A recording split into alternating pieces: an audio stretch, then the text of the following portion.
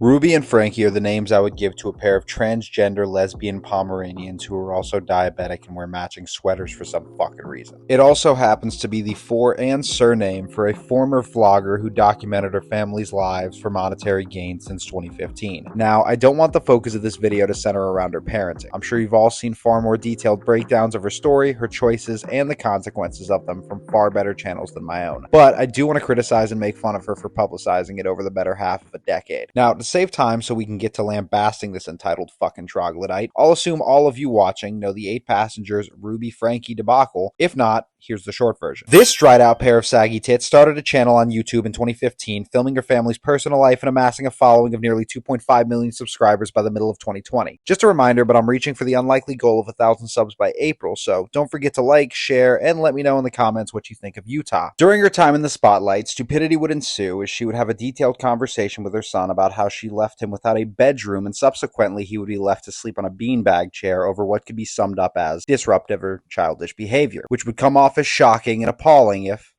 her son wasn't a child. Since then, her critics and fans alike began to dig into her past, her time on YouTube, and other videos displaying similar patterns of parenting, which would culminate in her having a mental breakdown over the legitimacy of her parenting ability coming into question, devastation over not being morally superior, shitting herself in a McDonald's parking lot, and a complete shift in her faculties that slightly aligned with the Necronomicon, the Reagan administration, and Martha Stewart.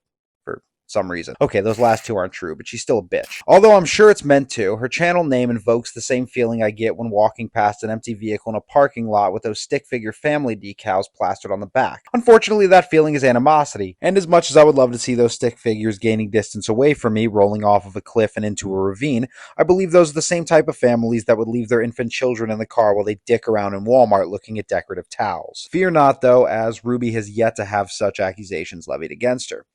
But let's be honest, none of you would be that surprised. Most people would find it ridiculous that she would film and post a video wherein she admits to letting her son sleep on a beanbag chair for 6 months as a punishment. I would add to that, thinking it ludicrous that she would film her parenting style and upload it to millions regardless of her 2 existing neurons, fighting to get her to remember to breathe. Only someone developed in a government lab to look like a morally superior alpha Karen with pointy tits and chin combo, pancake ass, clown lipstick that only highlights her worst features, and the fashion sense of... Is that Lance Vance? Look, I think the vast majority of parents know that all of our skills as guardians for our children could use a bit of improvement. I have been a masterful manipulator.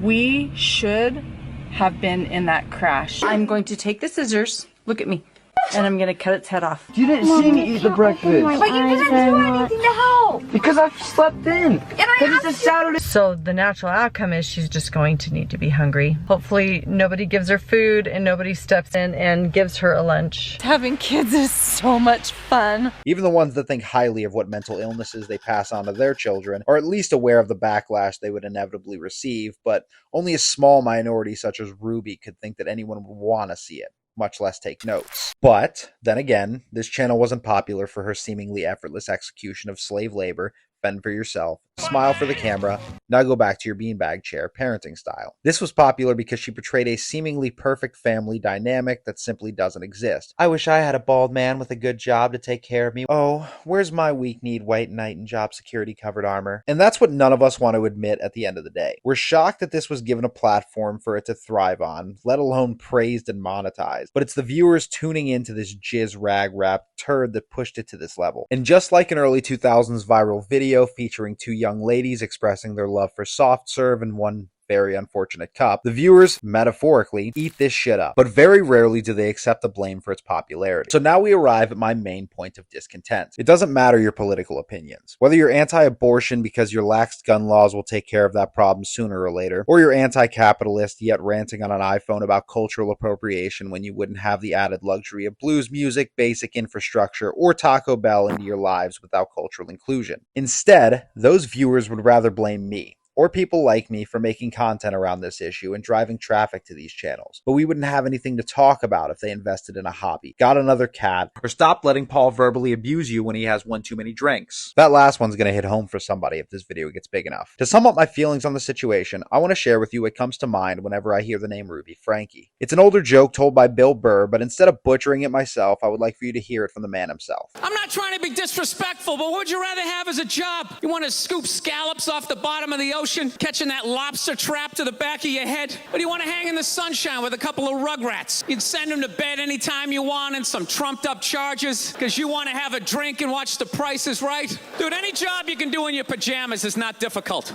I'm only going to say it one more time, and then you're going to lose the privilege to eat dinner. Yeah, seriously, fuck her. Thank you all for watching, and even more for all the support that came from my Doherty video. I don't know if we've hit a turning point or the more likely possibility that it was a fluke. I do think that we are starting to pick up and make waves though, so don't forget to subscribe. Please share the video, give it a like if you enjoyed, and leave me a comment and tell me what comes to your mind when you hear the name Ruby Franke. Maybe I'll start featuring the best in future videos. Until next time, be well.